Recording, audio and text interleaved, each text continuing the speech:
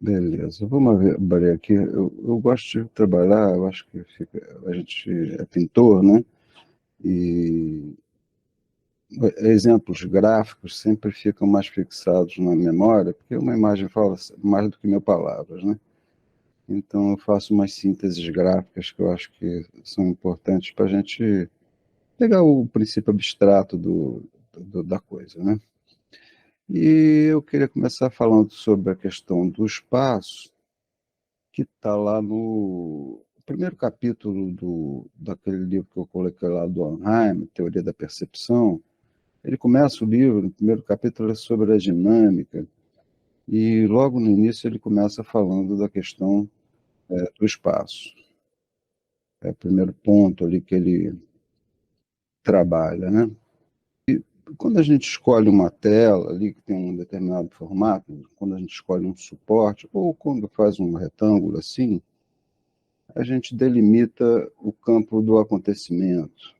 O Warham ele fala lá sobre, ele inicia o livro lá sobre isso, mas o Warham é um teórico da percepção, não é um pintor, né?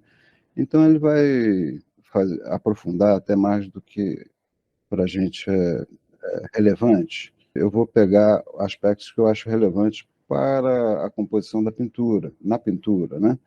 Então, quando eu escolho uma tela que tem um determinado formato, né, um retângulo, na verdade eu escolhi ali, eu estabeleci ali limites. Eu crio, igual esse retângulo ali, né, eu estabeleço um espaço do acontecimento, um espaço criado. Eu crio um vazio interior ali.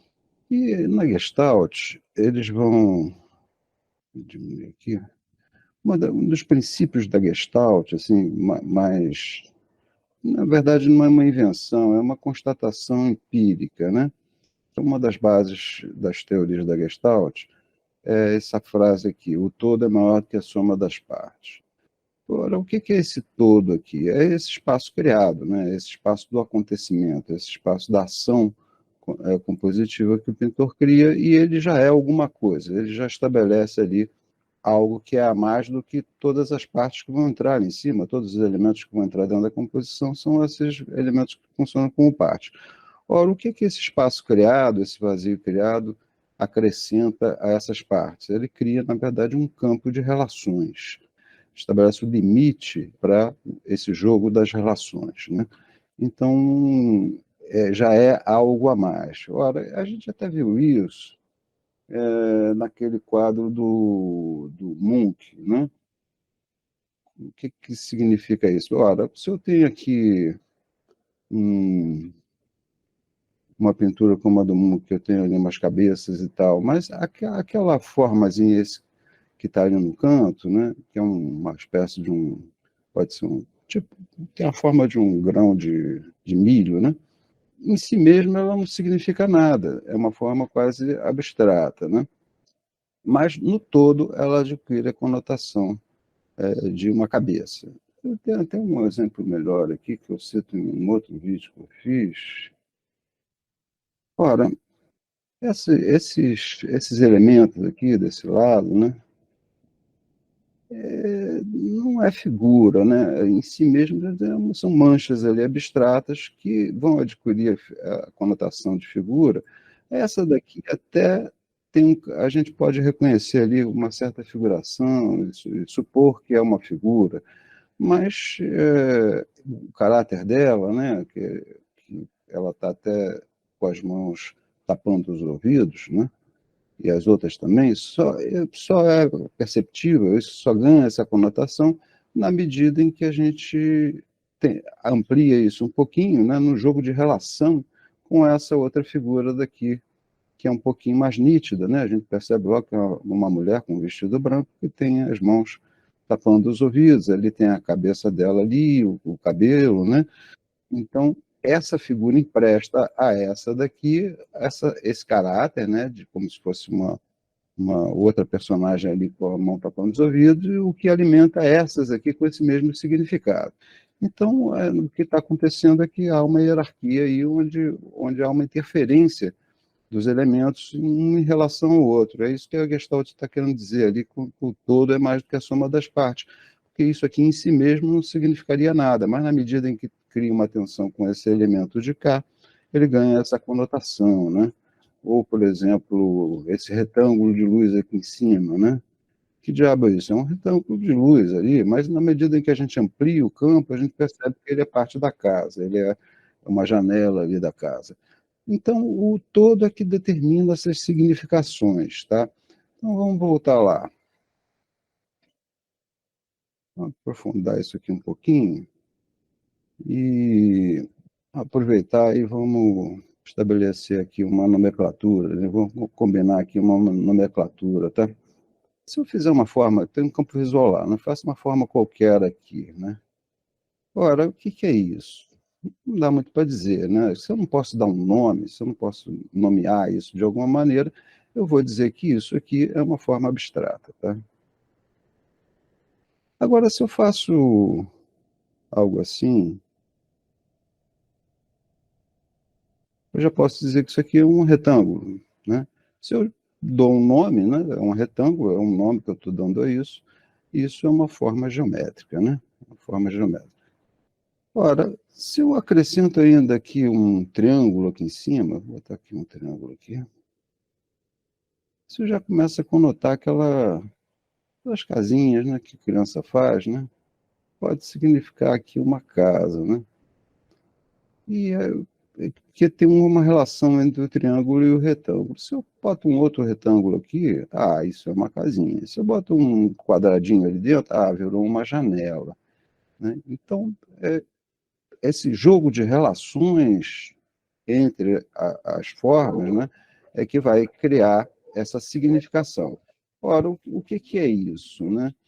Isso é uma forma de representação, né, que representa alguma coisa, é um símbolo, é um sinal, né, que já não é uma forma geométrica nem uma forma abstrata, é uma forma que representa alguma coisa. É um símbolo, um sinal, é o que a gente chamou na aula passada de conteúdo semântico, que é uma significação que transcende a própria forma em si, né? Conteúdo semântico seria essa significação ali que é separada desse conteúdo que é mais plástico e mais formal.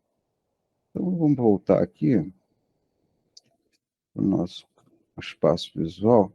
Então, a gente tem uma hierarquia. Assim, o que, que acontece?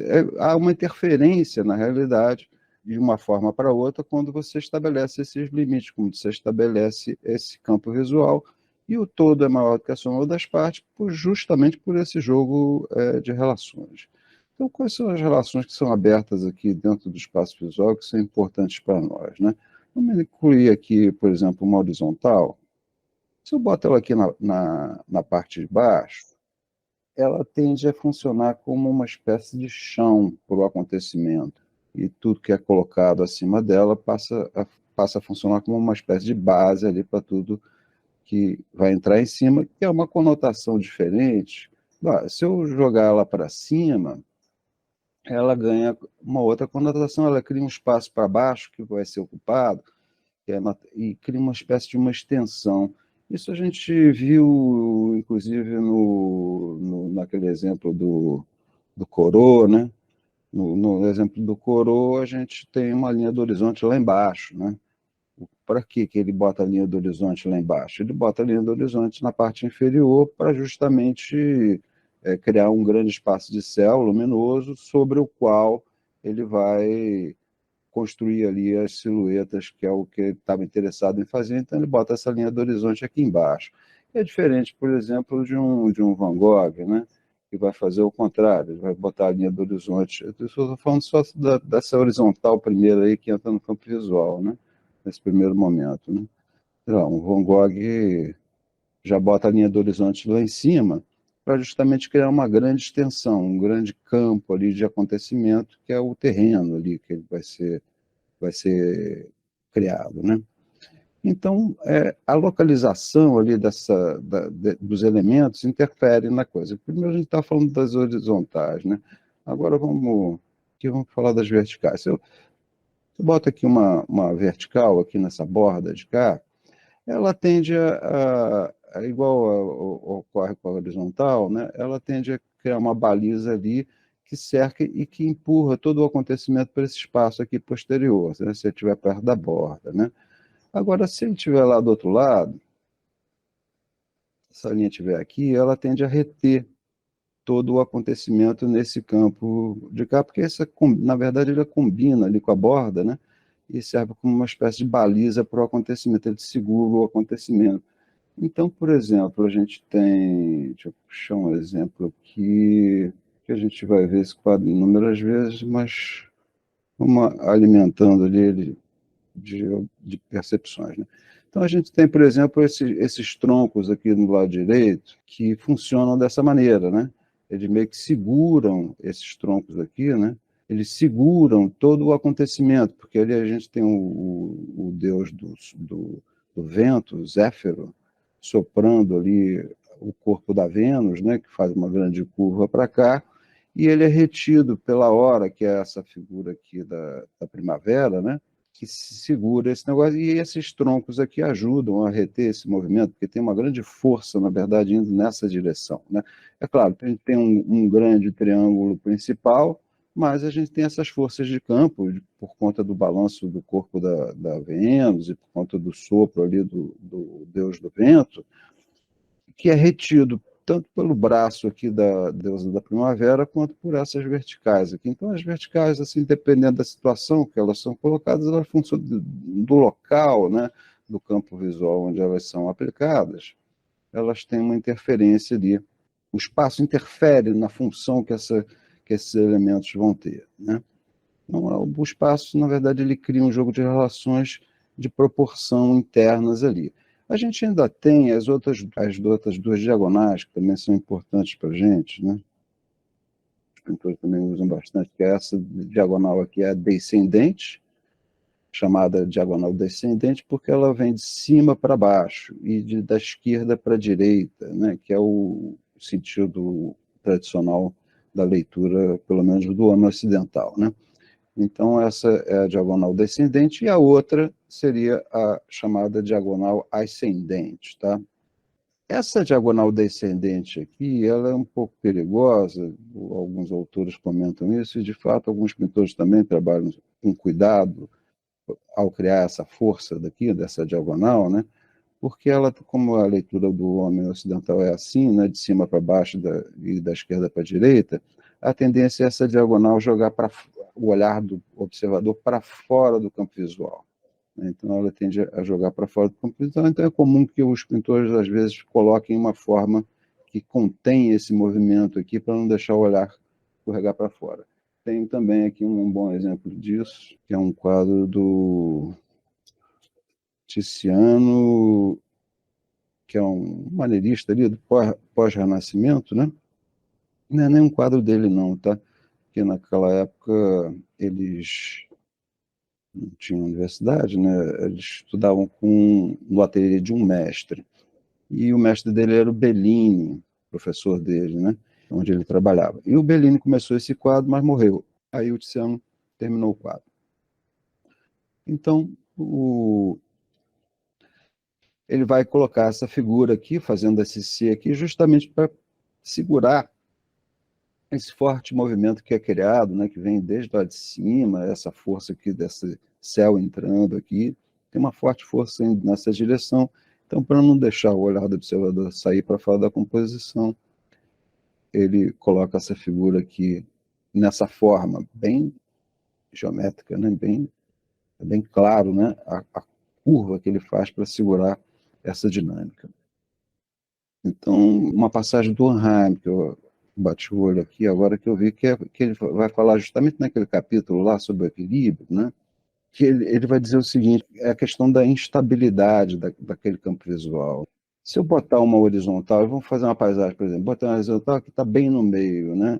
Beleza, eu tenho uma determinação. Se eu boto aqui embaixo, eu tenho uma base. Se eu boto lá em cima, eu tenho um campo de acontecimento aqui embaixo.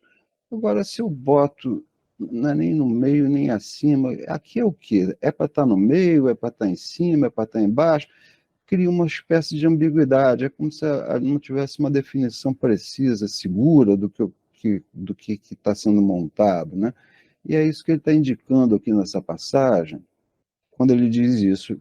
Isso cria um efeito desagradável que resulta das localizações nas quais as atrações são tão equívocas e ambíguas que o olho não pode decidir se o disco, ele está falando de um círculo ali no capítulo lá, né?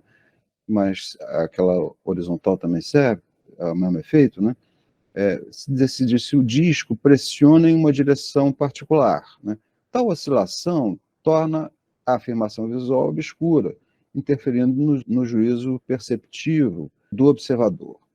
Em situações ambíguas, o padrão visual cessa de determinar o que se vê, entrando em jogo fatores subjetivos do observador, como foco de atenção ou preferência por uma direção particular. Então, o observador é que começa a decidir, né, o que fazer. Na pintura, ele é o teórico da percepção, né? Mas na pintura, a gente não. Regra não é um bom princípio, né? O importante é a gente ter clareza ali das questões, né? E não achar que tem que seguir determinadas regras. Então, essa ambiguidade aí pode ser, não é errada, né? Ela pode ser útil, às vezes, em determinadas situações, você criar ali uma certa ambiguidade mesmo de localização, isso cria uma certa inquietação na imagem. O importante é você saber o que está fazendo, né? E é por isso que ele vai acrescentar essa última frase aqui, a menos que o artista pretenda ambiguidades desse tipo, né? O artista pode, quer dizer, a menos que ele pretenda essas ambiguidades desse tipo, porque elas provocam ali a procura de arranjos mais estáveis, né? E é o mesmo que a gente viu lá em relação à forma e conteúdo, tá? Se vocês lembraram, tem uma relação direta entre forma e conteúdo. Então, sei lá, vou pensar ali, vou fazer uma cena de uma batalha, de uma guerra. Qual é a relação normal ali de se fazer? Vou criar cores contrastantes, né? Cores que briguem uma com a outra, um claro escuro, um preto do lado de um branco, vou botar linhas rígidas e angulosas ali que denotam uma certa agressão. Aí eu vou fazer uma cena bucólica ali de um casal de namorados fazendo um piquenique num bosque. Vou usar cores harmoniosas, passagens de claro-escuro suaves, linhas sinuosas, né? Isso dialoga com o tema que eu escolhi. Ora, mas o artista também pode fazer o contrário. Pode, vou fazer uma cena de uma batalha, só que com cores harmoniosas, passagens suaves de claro escuro e linhas sinuosas, para criar uma tensão, uma oposição, um contraste entre o conteúdo plástico e o conteúdo semântico, um conflito entre os dois. Não tem certo e errado, eu não tenho que fazer uma batalha de uma maneira e a cena campestre do outro. O importante é que eu saiba o que eu estou fazendo, que eu tenha consciência do que eu estou fazendo. É a mesma coisa aqui, né? Essa ambiguidade que, de repente, às vezes, uma forma tem dentro da composição, às vezes pode ser útil. Importa você perceber isso, né? Aí, pô, percebi, é bacana? Não funcionou bem, aí desloca para um lado, para o outro, acomoda ela numa determinada localização para resolver o problema. O importante é ter clareza ali sobre a questão. Bom, agora voltando, tem um espaço visual aqui, eu vou botar aqui um ponto. O ponto é o único, o Cleo vai dizer, né, que é o único elemento da pintura que é estático. Todos os outros são dinâmicos. Que a linha é o ponto em movimento, ela conduz o olhar para frente e para trás, e o ponto é o único elemento que é estático. A linha é feita com movimento e é observada pelo movimento, né, como um movimento pelos olhos. Né? Os próprios olhos se movimentam percorrendo a linha. Então, ele vai dizer que o único elemento estático na pintura é o ponto, mas não precisa ser um ponto geométrico. Pode ser uma cabeça, pode ser uma maçã, né? Tudo que denote estabilidade dentro do campo visual pode ser interpretado ali como ponto, uma forma que cria uma estabilidade. A própria classificação que a gente viu, né? Quando cruzei ali duas retas, né? Para fazer a cruz lá, aqui eu tenho um ponto, né? Ali é um ponto que denota uma estabilidade dentro das dinâmicas da composição. Então, o ponto é tudo isso que pode ser uma tensão de cores complementares, na medida em que estabelece um local dentro do campo visual, estabelece um ponto de partida. E o que é um ponto dentro de um campo visual? Aqui eu tenho uma distância de cá para cá, vou marcar aqui como se fosse x, e aqui eu tenho uma distância que seria y. A distância é número, né? É matemática, eu posso medir isso aqui, né? Inclusive, os pintores muralistas usam muito isso. Se a gente pegar uma diagonal disso aqui, ampliá-la para cá, até aqui embaixo, porque dois retângulos, isso é uma das poucas coisas da geometria que funciona para a gente, que ajuda, né? Você fez um esboço rápido no caderno de desenho, ali fez um retângulo, você quer saber a proporção da tela que você vai criar, não precisa ficar fazendo conta e medindo, porque dois retângulos proporcionais têm a mesma diagonal. Então, se eu esticar essa diagonal, eu posso achar aqui um outro retângulo, né? Seria a mesma, que tenha a mesma diagonal, né? Falar, esses dois retângulos têm a mesma proporção. Por que eu estou fazendo isso aqui? Porque aqui eu tenho a distância, né? Aquele ponto ali tem uma localização no campo visual. Como é que eu transfiro essa composição que eu fiz do meu esboço para a minha tela, para a minha parede lá de um mural? O normal aqui é começar a dividir, né? Divido ao meio, divido no meio do meio, dividir o meio aqui embaixo também, no meio do meio. Então, eu já sei que está nessa reta de cá. E aqui na horizontal, eu tenho um meio aqui, né? O meio do meio está aqui e um pouquinho acima, também não vamos ser tão precisos, né? Então, meio do meio, um pouquinho para cima, juntei esses dois, consigo encontrar o ponto na mesma localização ali do que estava no meu esboço, né? Então, o que significa isso? Significa que o espaço, né, o ponto, na verdade, né, a propriedade primeira dele é ser medida. Inclusive, o Klee vai dizer justamente isso, que tem o texto dele acerca da arte moderna, tá? Que ele vai estabelecer uma síntese mesmo das propriedades dos elementos plásticos, linha, tom e cor. Tá? Então, ele vai começar, vamos pegar só esse trechinho inicial aqui, que ele está falando da linha. Tá? O mais limitado desses elementos é a linha, dos elementos visuais. Né? Assunto tão somente de medida. Medida é número, é aquela distância ali que a gente estava vendo. Né? Suas modalidades dependem de segmentos, largos ou curtos, de ângulos agudos ou obtusos, de longitudes de raios, de distâncias focais, todas coisas passíveis de serem medidas. Né? O próprio do elemento formal desse elemento formal, a linha, né, é a medida. E qualquer incerteza a esse respeito indica o emprego da linha, que não é absolutamente puro. A gente vai ver que não é bem assim. Eu vou acrescentar aqui outras coisas que fundamentam a linha. Mas, de fato, a linha, primeiro, ela é medida. Por que primeiro ela é medida? Porque, na verdade, ela é uma sucessão de pontos. Né? Quando eu crio uma linha, eu nada mais faço do que esticar um ponto. Se eu fizer um movimento assim, na verdade, é uma sucessão de pontos que vão criando uma direção. E esses pontos, eu tenho um ponto aqui, eu tenho um ponto de chegada lá em cima, todos são elementos que podem ser situados no campo visual através de medidas, né? Agora, porra, a gente tem, vocês, sobretudo, quando vão fazer modelo vivo, tem um certo preconceito quanto à medida, né? A medida é chato, isso é matemática, isso não tem nada a ver com arte, isso é só copiar ali, ficar esticando o braço lá para medir a cabeça do modelo, tal, essas coisas, e isso não tem valor artístico nenhum. Mais ou menos, né? Se a gente não raciocinar isso aqui direitinho, eu vou puxar, na aula inicial, o primeiro bloco que eu botei foi uma diferença entre poema e poesia, né, do Otávio Paz, aquele crítico literário, né, ensaísta literário sobre literatura mexicano, né, que ele fazia essa diferença entre poesia e poema. Tá? Na sequência desse livro, né, que é o Arco e a Lira, ele vai ter essa passagem aqui que eu acho muito interessante, que nos dá a dimensão correta do que é o ritmo. Ele está falando de literatura, mas também serve para a gente da mesma maneira. Tá? Ele vai dizer o seguinte: se batemos num tambor com intervalos iguais, o ritmo aparecerá como tempo dividido em porções homogêneas. É como o tic-tac de um relógio, né? Batida de um tambor em intervalos de tempo iguais. Né? A representação gráfica de semelhante abstração poderia ser linhas de traços, isso aqui que ele está marcando aqui. Né? A intensidade rítmica dependerá da rapidez com que os golpes caiam sobre o couro do tambor. A intervalos mais reduzidos corresponderá redobrada violência, né? Uma aceleração, né?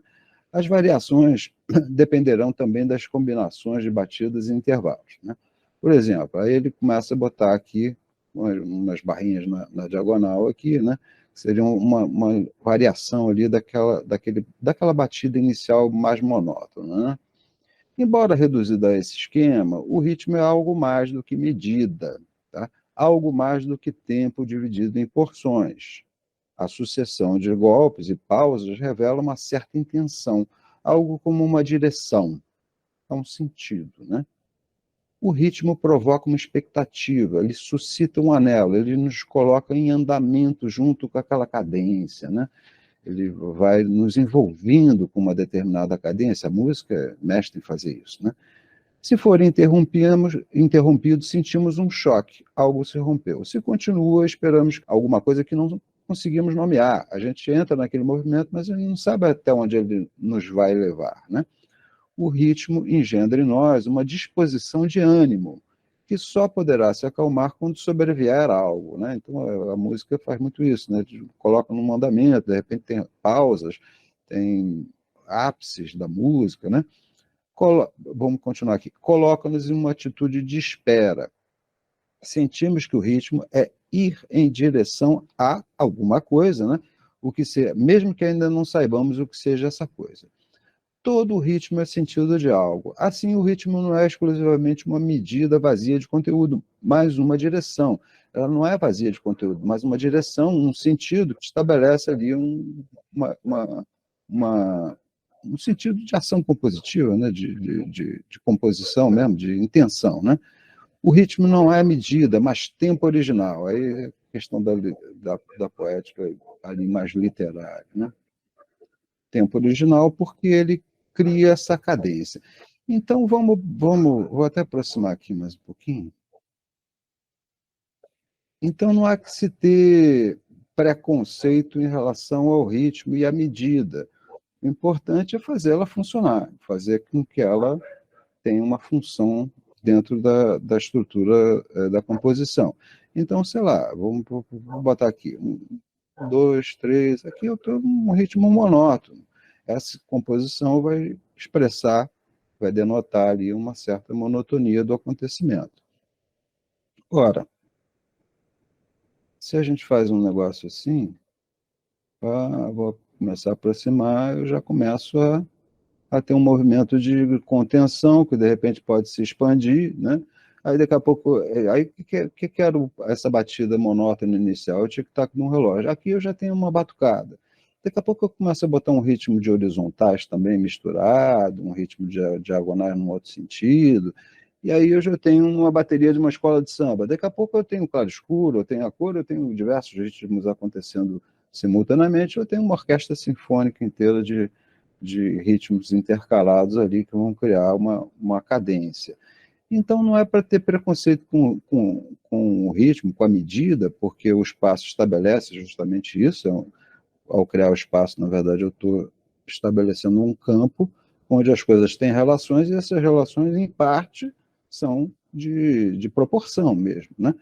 Quando a gente estuda a proporção no modelo regular, não é para ficar copiando, e sim para acionar a sensibilidade a esse elemento visual, a essa questão, né? Então, eu posso pegar lá uma figura, a proporção dela é de 7 cabeças lá, mas eu vou botar com 8, porque isso dá mais elegância, dá mais leveza àquela figura. Eu altero, se eu tiver clareza, né, do que eu estou fazendo, eu posso brincar com esses jogos de proporção, animando eles, acrescentando a eles um certo sentido, uma certa expressividade, um certo conteúdo que transcende ao mero fato visual de ser proporção, de ser número, né? Mas para isso eu não posso ter esse preconceito. Você ficar com, não vou nem pensar nisso, porque isso aí não tem nada de artístico. Aí o cara, tudo começa a acontecer ao acaso. Então, voltando ali o que eu tinha comentado antes, a gente vai, as ideias vão meio que sobre. Eu tinha montado um programa colocando a questão do padrão no final do curso.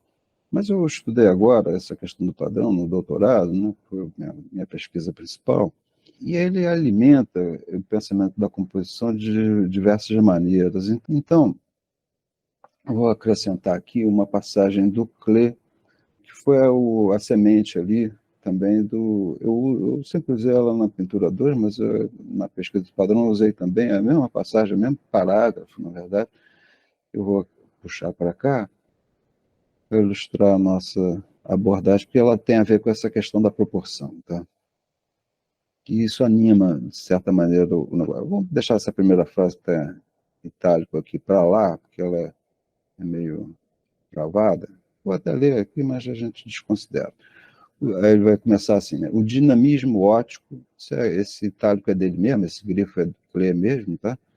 Então ele dá ênfase a isso, mas depois ele explica, né? O dinamismo óptico descansa em uma progressão ou digressão relativa à quantidade e à qualidade da energia sucessivamente desprendida. Uma frase enigmática, né? Aí ele vai esclarecer. Trata-se de obter um movimento visível de fluxo e refluxo mediante uma luta entre o claro e o escuro. Isso aqui é uma passagem que está na introdução da teoria das cores dele, tá? Mas ele começa falando da teoria das cores pensando o claro e escuro, tá? Então, fluxo e refluxo mediante uma luta entre o claro e o escuro, que implica em um enérgico recurso dos extremos. A força do torneio supõe, por sinal, que os polos opostos, o branco e o preto, afirmem a sua presença, né? Se eu quero criar uma composição de claro e escuro, eu tenho que pensar no branco e no preto, né? Dando toda a sua atenção ao jogo das forças que contrastam nas escalas de matizes tonais, na escala de claro e escuro, né? O movimento do claro ao escuro e do escuro ao claro, subindo e descendo com a variação no tempo. O branco é o estado dado, o agente temporal é o preto, e o inverso, né? Isso aqui que eu uso lá na pintura 2, o branco é o estado dado, é a imprimadura, né? O ponto de partida, né? Se o branco é o estado dado, o agente temporal é o preto. E se o preto for o estado dado, o agente temporal é o branco. Se o estado dado for uma imprimadura laranja, o agente temporal, em termos de claro escuro, eu posso ir para o branco ou para o preto, mas em termos de cor eu vou na direção do azul, né, que é o oposto complementar ao laranja. Aí vem a frase que nos importa aqui. Ele vai dizer, a ação deve ser a exceção e não a regra. Tá? A ação é a heurística. A heurística é que ela tem um valor em si mesma. Tá? A ação tem um valor nela mesma. Né? Ela deve destacar sobre um fundo de um estado dado. E aí eu fiquei, a provocação lá da minha tese é que eu fiquei pensando que um fundo de estado dado, o fundo de estado dado não é uma imprimadura, não é uma chapada que eu dou no fundo. Um fundo de estado dado pode ser um contexto cheio de coisas. E muitas vezes os pintores trabalham esses contextos intermediários, né? São meio neutros, né? São meio vazios, mas não é um vazio como o ponto de partida, é um vazio que é lotado de elementos visuais. Ele é uma regra, né? É um estado dado, uma regra que serve de chão para a ação compositiva. Né? Então, a gente somos pintores, a gente entende essas coisas melhor por sínteses gráficas, né? Então, isso eu sempre usei, na verdade, em sala de aula também, para falar sobre, na verdade, sobre a cor. Mas vamos lá. Botei uma linha aqui. Ora, eu tenho um vazio em primeiro lugar, né? Botei uma linha, eu criei uma ação compositiva. Se eu boto uma outra linha, ela dialoga com a primeira, né? Reduzindo o peso da primeira. Se eu boto uma terceira, ela já começa a participar ali de um jogo. Eu boto uma quarta, uma quinta, uma sexta, elas começam a falar em grupo. Agora, se eu espalho isso para tudo quanto é lado, se eu crio um padrão geral aqui, né? Estabelecendo diagonais por todo o campo visual, eu crio uma regra, eu crio um fundo de um estado dado que serve de chão para qualquer outra ação que seja estranha àquele contexto. Então, essa linha na diagonal descendente vai ter um grande peso visual porque ela foge à regra, ela quebra a regra, ela instaura uma outra ação. Então, toda ação compositiva começa assim, estabelecendo um grande peso visual. Mas na medida em que eu espalho ela, eu me encaminho sempre na direção da formação de um padrão, ou seja, eu me encaminho no sentido de neutralizar essa ação compositiva. Né? É isso que o Klee está dizendo lá. Né? A ação é a exceção e não a regra, e a ação funciona sob um fundo de estado dado, que é essa regra. Então, eu botei diagonal nos dois sentidos, se eu botar uma vertical, ela vai ter um grande peso, ela vai se destacar ali, porque ela é estranha aquele contexto. A mesma coisa acontece com as formas, com as cores e com o claro escuro, né? Eu tenho um contexto todo escuro, boto um branco, ele vai ter um impacto violento. Se eu boto, começa a espalhar aquele branco para tudo quanto é lado, ele começa a se integrar, a formar um todo. Um todo que não é mais vazio, mas é um todo neutro. Ele é vazio de ações compositivas. Beleza? Então, por que eu estou falando isso? Porque a gente estava pensando na questão do ritmo. E esse jogo de ritmos, de proporções, é muito utilizado dessa maneira, né? Então, é para tentar explorar na composição de vocês essas variações, né? Brincar com essas proporções, pensando nesse espaço criado. Então, evidentemente, é importante fazer esse retângulo aí, que vai ser abrir o campo do acontecimento, abrir o espaço, para sentir bem essas proporções, né? E fazer variações em cima da mesma ideia de composição, né? Sei lá, vou fazer uma figura, eu boto ela mais para cima, eu boto mais para baixo. Então não adianta elaborar muito o desenho da figura em si mesmo. Primeiro, faz um RAF dela no todo, né? E tenta raciocinar como é que ela está funcionando ali dentro daquela estrutura da composição, né? A cabeça tem um conteúdo de estabilidade que é semântico e pela própria forma, né? Uma forma mais arredondada, funciona como um ponto, mas eu posso botar esse ponto mais para cima, mais para baixo. Se eu criar um ritmo de pontos, eu tenho um ponto aqui, um ponto aqui, um ponto aqui. Criei um ritmo, né? Se eu boto um ponto aqui, um ponto aqui, é por isso que eu falei do negócio do padrão, né? Se eu boto aqui, aqui, um ponto aqui, um ponto aqui, um ponto aqui, eu espalho isso, eu nego isso passa a não ter tanta importância dentro da composição, porque eu dissolvo isso num contexto. Então é muito comum, a gente vai ver alguns exemplos, né? De repente tem uma cabeça lá, tem um olho, aí o cara bota um colar com um brinco de diamante, vai botando outros pontos redondos, né, que vão criando uma relação, vão dissolvendo, vão retirando o peso visual daquele elemento que entrou a princípio. Por quê? Porque no primeiro momento, vou repetir isso é importante, tá? No primeiro momento é o momento em que o elemento visual que a gente acrescenta tem maior peso visual. A ação compositiva é mais efetiva, é exclusiva ali dentro. Mas na medida em que eu repito esse elemento, eu começo a me encaminhar na direção da sua neutralidade, ele começa a perder o peso visual, se encaminhando na direção da neutralidade de um padrão.